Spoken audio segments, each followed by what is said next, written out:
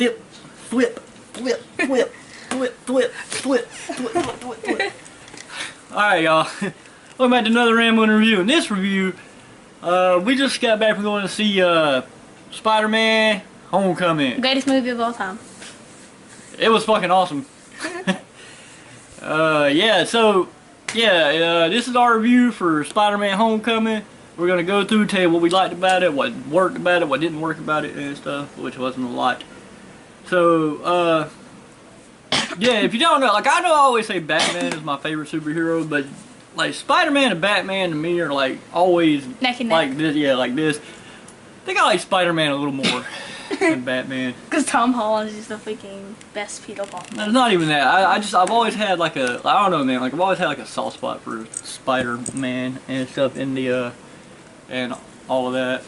But, yeah, so, was the movie good? Yes. Yes. See it now. The feeling you get when you're watching this movie, dude, is exactly the same feeling you get whenever, you're reading like a Spider-Man comic book. Like, that same feeling you get and stuff. And here's how we're going to do it. I'm going to go through, we're going to talk about each of the characters, the main characters. And we're going to talk about, Spider-Man last? No, we're going to talk about Spider-Man first. Oh. But, we're going to talk about the main characters, we're going to talk about the story, and then we'll talk about, like, you know, just overall. So, let's start with Spider-Man. So, we're talking about Spider-Man. Tom Holland is Spider-Man and Peter Parker. Yes, hands down, the greatest live-action Spider-Man of all of them. With Tobey Maguire, you had a great Peter Parker and a meh Spider-Man. With Andrew Garfield, you had a great Spider-Man and a meh Peter Parker. Fusion? Yeah, if they were both the, you know, the fusion dance from Dragon Ball, then they would fucking make Tom Holland would be their fusion. Because he is both an amazing, no pun intended, he is an amazing Spider-Man and he's an amazing Peter Parker. Spectacular. He's spectacular. No pun intended. But the thing I like about Tom Holland's Spider-Man is that even when he is Spider-Man, he's still that awkward kid, man. Like, he's still that kid, man, that's like, he's not, like how Andrew Garfield's Spider-Man was, like, really cocky in the mask and stuff, like, overly cocky and stuff. Like Spider-Man in Homecoming, he's still awkward and stuff. Like, I love the scene when he's trying to, like when he's gonna swing into Liz's party and he's like, yeah, how am I gonna, like, oh, hey, how you doing, and stuff like that. Like, Peter told me about you. Yeah, like, he didn't know how to, approach it and stuff. I thought that was really cool, man. A lot of this movie does take place in high school, all of it, actually. That's my favorite. But here's the thing. It doesn't bog it down, man. Like, they integrate the high school shit with the superhero shit, like, so well, man. And stuff, dude.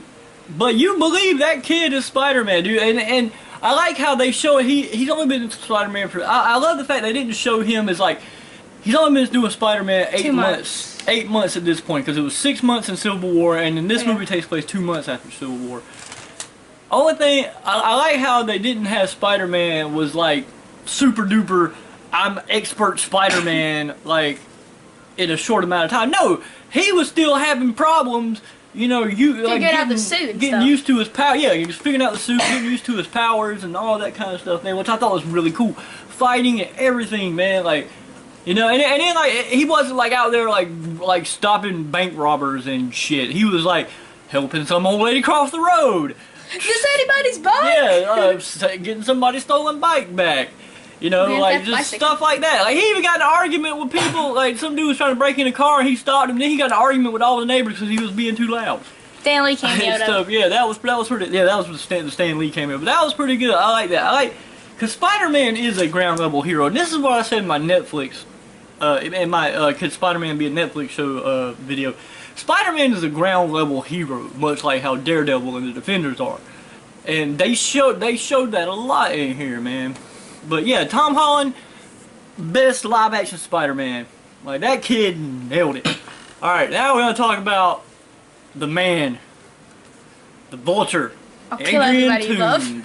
Now, let me preface this with all this with saying that I hate the Vulture in the comics. Like, the Vulture is probably one of my least favorite Spider-Man villains. They made him cool in this.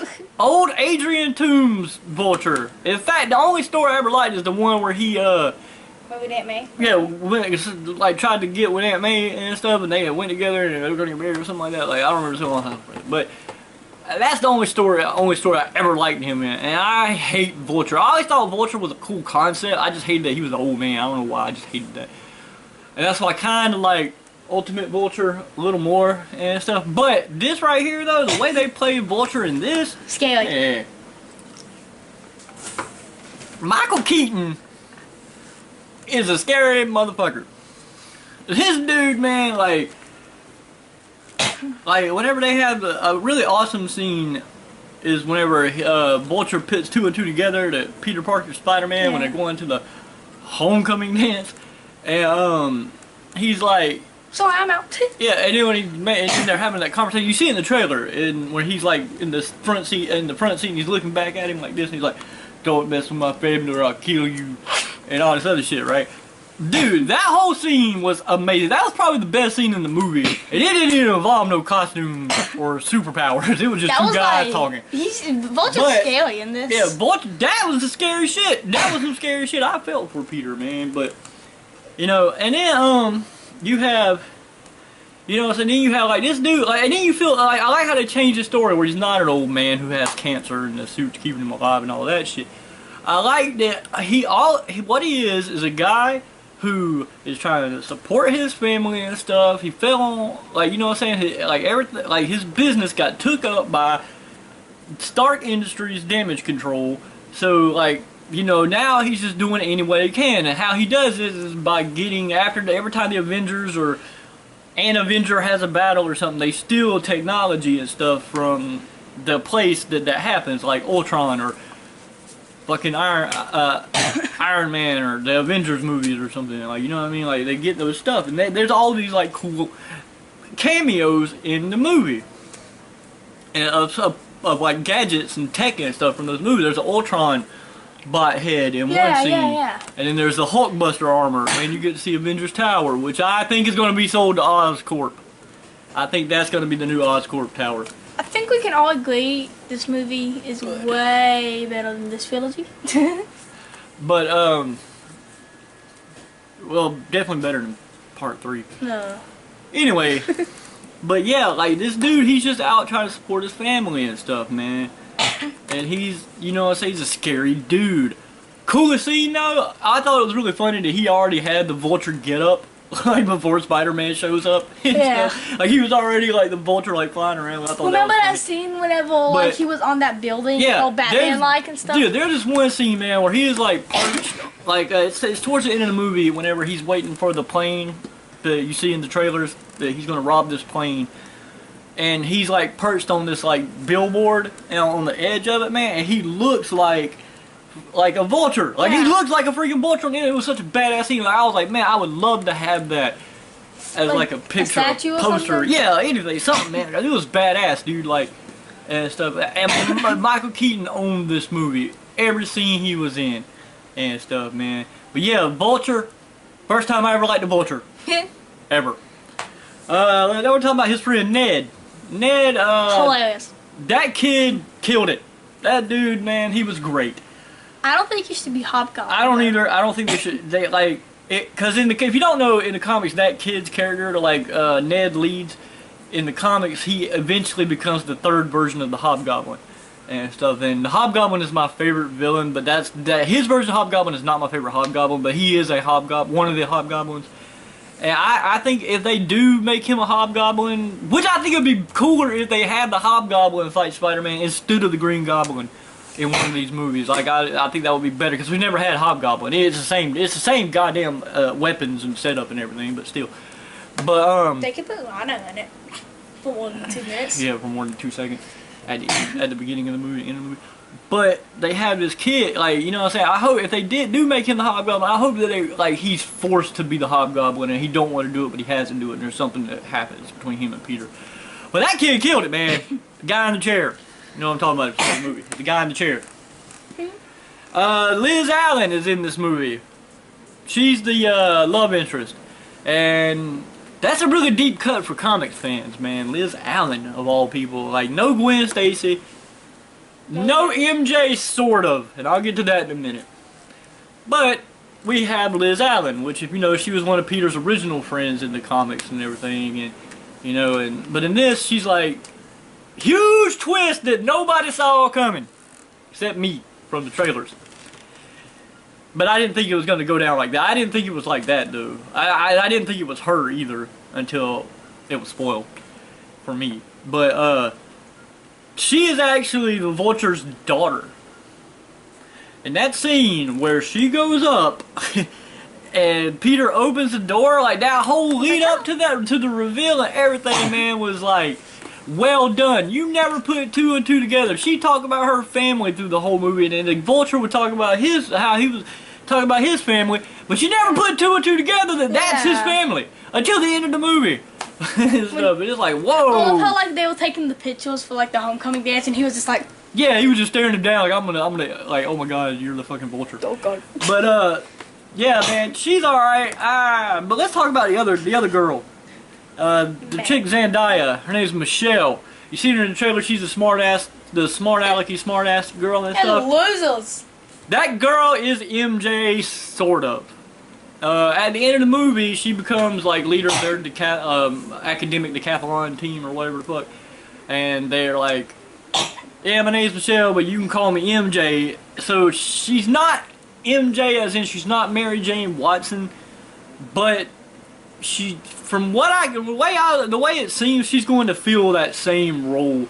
Cause the whole movie, she pretty much stalks Peter through the whole movie, but without making it look like she stalks him. But she's also a fucking amazing actress too, man. Cause every time she was on the screen, she made me laugh a lot, and just she was really cool and stuff, man. But yeah, you know, you have Aunt May, Marissa Tomei is Aunt May. There ain't really much I can say about that. You had a lot of cameos, man. You had Martin Starr as a teacher. You had Gloria from Orange is the New Black was the teacher, was their teacher in one of the classes. You had Martin Starr was their coach, their academic decathlon coach. The action scenes were amazing. No pun intended again. I thought they were really well done. The one where he was in Washington, man, that had me freaking out too when he was on top and he kept looking down whenever he was looking back, like how he was going to swing out and go through the window. And that had me, because I'm scared of heights too, man. I understand, bro. Like, I felt like him. I was like, oh my god. Oh my god. Like, and the thing didn't tell him he reattached his parachute, so like it would be fatal. Oh, that's another thing too. Like, he had to suit. Yeah. Okay, I'm gonna talk about that for a minute. You call it? Karen, what do you call it? Karen, yeah, the suit. Okay, so the suit has a Friday Jarvis type thing inside of it, and you've seen it in the trailers. Once they like hack into it. Yeah, once they hack into it, he gets his suit, and it talks to him like a person, man. Like, it's like there's like so many scenes. Like one time when he saves the people, like in the elevator, like his friends and shit. And that Liz girl is standing there, and he's like holding the elevator while he's like upside down talking to her, and she's like, "Here's your chance." And the suit is like, "Here's your chance, Peter. Go talk to her." And he's like, "Dude, I can't. like you can't," because he's like holding the fucking elevator so they don't die. But yeah, that was cool. How the suit. A lot of people said that was the Iron Spider suit. That is false. That is not the Iron Spider suit. The Iron Spider suit actually shows up at the end of the movie as an Easter egg. Looks pretty ugly though. Yeah, I kind of like the way it looked, but you can't really see. The one problem I had at our theater, and I think it was just they had like a really dimly lit copy of the movie or something, because I never had this problem at this movie theater. But the theater we went to, it was really dark. The entire movie was dark. Like, especially you couldn't even see nothing like that was happening at night. And a lot of the Vulture scenes happened at night, and we couldn't really make out a lot of what was going on and stuff, man. It's just you just had to kind of like guess. And stuff sometimes, but you couldn't really see. But yeah, like you couldn't really see the Iron Spider. You could make out the design, because the design was different. I like how they had the actual Iron Spider on it, like and the everything. long thing, like kind of like the symbiote. Yeah, it looked like the Iron Spider suit, except for they put more colors in it. They had like the red and blue and the like. They had blue. Yeah, they had. It was like dark blue. Yeah, it was like a dark blue, and it was like red. It was like that like rust color and the gold color from the original suit with the blue and the red too. It was weird looking, but I liked it though. But yeah, he basically Tony was like, bro, like we're gonna make you an Avenger. You're gonna come live here, and he was like, nah, dog, I need to be Spider-Man no longer and stuff. And he turned down the Iron Spider suit, which the only time he's really ever worn the Iron Spider suit was during the actual Civil War. From the comics. Yeah, and stuff. But yeah, man, this was a really good movie. If you haven't seen it, man, I highly suggest you go. It was a Miles Mouse. Oh yeah. Good call. Good call. Nobody else caught this. Donald Glover's in the movie. You know, Childish Gambino or what's his name? Troy Barnes on Community. He was a writer for 30 Rock. He's an amazing dude. Donald Glover's in the movie. He plays the Prowler, but they don't call him Hobie Brown like they do in the comics. His name is actually he's kind of like a good David guy in the movie, David Aarons, something like, I don't know. He's got a different name in the movie, but he makes reference to his nephew lives in Queens or Brooklyn or something where Spider-Man operates, and it's being confirmed that yes, Donald Glover's nephew that he makes reference to in the movie is in fact Miles Morales. Ultimate Spider-Man. So at some point we're gonna get Miles in one of these movies. Hey. And Peter. Stuff. As we get Peter and Miles. Hopefully we don't kill all Peter to get Miles. But anyway. Yeah, this was a great movie. If you haven't seen it, go watch it. Go check it out. I highly recommend it to you. It's a great movie. Best movie I've ever seen. But if you like this review, or you like Spider-Man Homecoming, or you're more excited now to go see Spider-Man Homecoming, don't forget to like, comment, share, subscribe. All that fun shit down there. And as always, I hate you. I hate you. I don't even know you. And I hate your guts. I hope all the bad things in life happen to you and nobody else but you.